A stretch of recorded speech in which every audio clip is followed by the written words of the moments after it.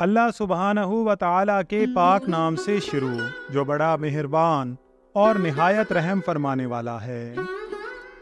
ناظرین اکرام، پاک پتن شریف سے واپسی کے بعد حضرت نظام الدین اولیاء محبوب الہی رحمت اللہ علیہ جب دہلی میں تشریف لائے تو چونکہ اس شہر میں آپ کا کوئی ذاتی مکان نہ تھا، اس لیے ایک سرائے میں قیام فرمایا۔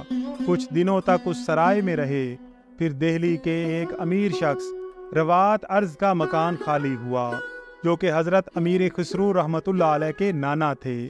حضرت نظام الدین محبوب الہی رحمت اللہ علیہ اس گھر میں منتقل ہو گئے۔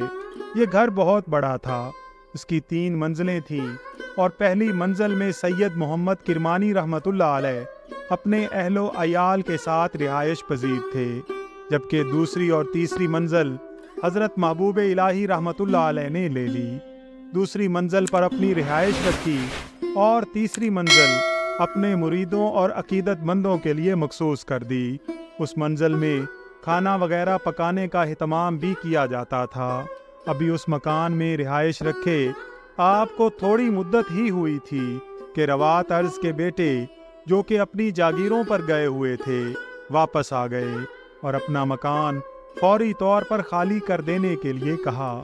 وہ اس مکان میں رہنے والوں کو اتنی مہلت دینے کے لیے بھی تیار نہ تھے کہ وہ اپنے لیے کوئی دوسرا مکان تلاش کر لیں، چونکہ جاگیردار تھے اور حکومت میں بھی اپنا اثر و رسوخ رکھتے تھے، اس لیے کوئی بھی بات سننے کے لیے تیار نہ ہوئے۔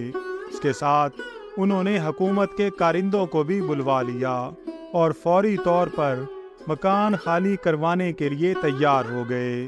اس صورتحال کو دیکھ کر حضرت محبوب الہی رحمت اللہ علیہ نے مجبوراً مکان کو خالی کر دینا مناسب سمجھا اور اس حالت میں مکان سے باہر نکل آئے کہ آپ کے عقیدت مندوں نے اپنے سروں پر آپ کی کتابیں اٹھائی ہوئی تھیں۔ ان عقیدت مندوں میں حضرت سید محمد کرمانی بھی تھے۔ ان کتابوں کے علاوہ گھر میں اور کوئی سامان نہ تھا۔ مکان سے باہر نکل کر اس شش و پنج میں پڑ گئے کہ کوئی ٹھکانہ تو ہے نہیں، اس حالت میں کہاں جائیں۔ تھوڑی دور سراج دکاندار کا گھر تھا جس کے سامنے ایک مسجد تھی جسے چھپر والی مسجد کہا جاتا تھا۔ حضرت محبوب الہی نے فرمایا کہ اس وقت اور تو کوئی ٹھکانہ نہیں ہے، یہ اللہ تعالیٰ کا گھر ہے، اس میں چلتے ہیں۔ چنانچہ آپ کے عقیدت مندوں نے آپ کی کتابیں اس مسجد کے اندر رکھ دیں اور آپ نے مسجد میں قیام فرمایا۔ آپ کے مخلص عقیدت مند سید محمد کرمانی نے اپنے اہل و عیال کے ساتھ مسجد کی سیڑھیوں پر رات بسر کی۔ اللہ تعالیٰ کی قدرت ملاحظہ کیجئے کہ روات ارض کے بیٹوں نے اپنی دولت و اقتدار کے گھمنڈ میں جس بے دردی کے ساتھ حضرت خواجہ نظام الدین اولیاء اور آپ کے عقیدت مندوں کو مکان سے نکالا تھا، اسی رات اس مکان میں آگ بھڑک اٹھی۔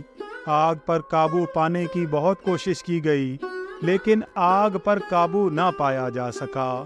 تھوڑی ہی دیر میں بلند و بالا عمارت جل کر راکھ کا ڈھیر بن گئی۔ یہ یقیناً حضرت محبوب الہی رحمت اللہ علیہ کے صبر و برداشت کا نتیجہ اور اولیاء اللہ کے مخالفین کے لیے ایک تازیانہ عبرت تھا جو دیکھنے والی آنکھوں نے دیکھا اور محسوس کیا۔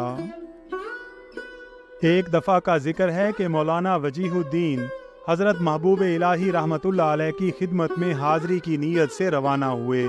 اثناء راہ میں جب وہ قرا کے باغات میں سے گزر رہے تھے تو انہوں نے ایک بوڑھے شخص کو دیکھا جس کی شکل زاہدوں جیسی تھی، جس نے عبا پہنی ہوئی تھی، تسبیح گلے میں لٹکائے ہوئے، مصلی کاندھے پر رکھے ہوئے تھا۔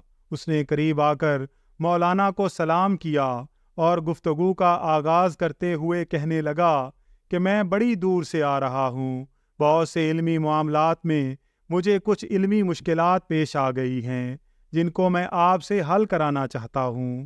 مولانا اس کی اس بات پر ہماتن گوش ہو گئے اور فرمایا، ٹھیک ہے، تم سوال کرو۔ اس شخص نے بڑی عقل مندی سے اپنے سوالات بیان کرنا شروع کیے۔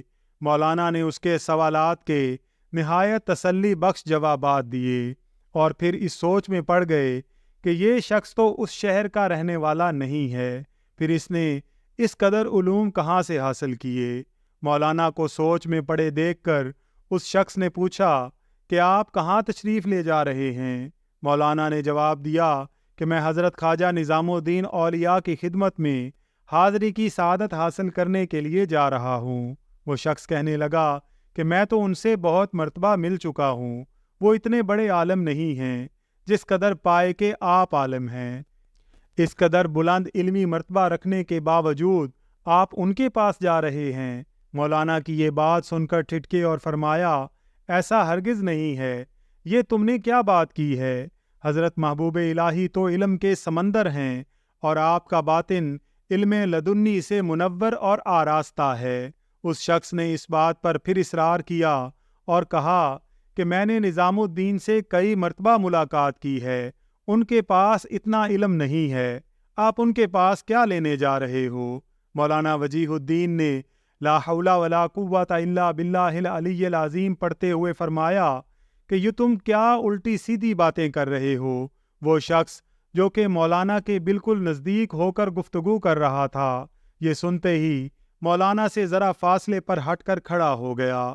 یہ دیکھ کر مولانا نے دوسری مرتبہ لاحول پڑھی تو وہ لعین لاحول سنتے ہی مزید فاصلے پر جا کر کھڑا ہو گیا۔ اب تو مولانا نے بار بار لاحول پڑھنا شروع کر دیا، حتیٰ کہ وہ یکدم نظروں سے غائب ہو گیا۔ اس کے بعد جب مولانا وجیہ الدین حضرت محبوب الہی کی خدمت میں پہنچے تو آپ نے ان کو دیکھتے ہی نور باطنی سے معلوم کر کے فرمایا کہ مولانا، اس شخص کو تم نے خوب پہچانا، اور اگر تم اس کو پہچاننے میں ذرا سی بھی غلطی کرتے تو وہ تمہاری قزاقی تو کر ہی چکا تھا۔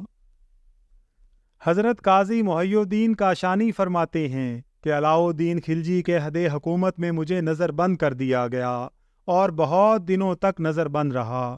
رہائی کی کوئی صورت دکھائی نہ دی تو میں نے ایک شخص کو حضرت محبوب الہی کی خدمت میں بھیجا اور عرض کی کہ میں بے گناہ ہوں اور مجھے بلا وجہ نظر بند کر دیا گیا ہے، میرا کوئی پرسان حال نہیں ہے، مجھے کچھ سمجھ نہیں آ رہی کہ کب تک میری رہائی ممکن ہوگی۔ حضرت خواجہ نظام الدین نے 3 روٹیاں میرے پاس بھیج دیں اور فرمایا کہ 1 روٹی روزانہ کھا لینا۔ چنانچہ میں نے آپ کے فرمان کے مطابق عمل کیا اور تیسرے دن مجھے رہا کر دیا گیا۔ نگاہ ولی میں وہ تاثیر دیکھی، بدلتی ہزاروں کی تقدیر دیکھی۔ حضرت محبوب الہی رحمت اللہ علیہ کے ایک عقیدت مند مولانا وجیہ الدین فرماتے ہیں کہ مجھے تپے دق کا عارضہ لاحق تھا۔ طبیبوں نے مجھے یہ مشورہ دیا کہ میں کسی باغ میں دریا کے کنارے اپنی رہائش رکھوں تاکہ اس آب و ہوا سے مرض میں افاقہ ہو۔ میں نے طبیبوں سے کہا کہ میرے لیے ایسے مقام کا ملنا بہت مشکل ہے، یعنی میں اتنی استطاعت نہیں رکھتا کہ کسی پرفضا مکان پر سکونت اختیار کروں۔ البتہ یہ ہو سکتا ہے کہ میں حضرت خواجہ نظام الدین رحمت اللہ علیہ کے مکان میں سکونت اختیار کروں جو کہ دریا کے کنارے پر ہے۔ چنانچہ میں نے وہ دوائیں ساتھ لیں جو کہ طبیبوں نے میرے لیے تجویز کی تھی اور حضرت خواجہ محبوب الہی رحمت اللہ علیہ کی خدمت میں پہنچا۔ اس وقت افطاری کا وقت تھا اور کوئی شخص آپ کو تحفے کے طور پر کچھ سالن دے گیا تھا اور آپ اس وقت وہی تناول فرما رہے تھے۔ آپ نے مجھ سے فرمایا کہ آؤ بسم اللہ الرحمن الرحیم پڑھ کر کھاؤ۔ باوجود اس بات کے کہ میں تپے دق کے عارضہ میں مبتلا تھا، مگر وہ کھانا میرے لیے نقصان کا باعث تھا، مگر آپ کے حکم پر میں نے کھا لیا۔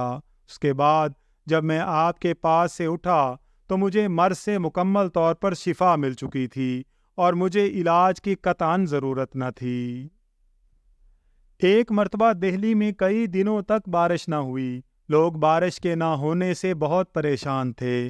بہت سے لوگ اکٹھے ہو کر حضرت محبوب الہی کی خدمت میں حاضر ہوئے اور عرض کیا، حضور کئی دن ہو چکے ہیں دہلی میں بارش نہیں ہوئی، ہم اسی پریشانی کی وجہ سے آپ کی خدمت میں حاضر ہوئے ہیں، آپ دعا فرمائیں تاکہ اللہ تعالیٰ دہلی پر بارش برسائے۔ لوگوں کی بات سن کر حضرت محبوب الہی اسی وقت منبر مبارک پر جلوہ افروز ہوئے اور اپنی بغل سے اپنی والدہ ماجدہ کی قمیض کا ایک پرانا سا کپڑا نکال کر اپنے ہاتھ میں پکڑ لیا، پھر یوں دعا مانگی کہ اے اللہ، اس کپڑے کی حرمت کے طفیل جو کہ ایک ضعیفہ کی قمیض کا ہے اور جس پر کسی نامحرم کی نگاہ نہیں پڑی، تو بارش برسا دے۔ آپ کی دعا اللہ تعالیٰ نے قبول فرمائی اور یکا یک اسی وقت آسمان پر کالی گھٹا چھا گئی، چند بادل آئے اور بارش برسانے لگے۔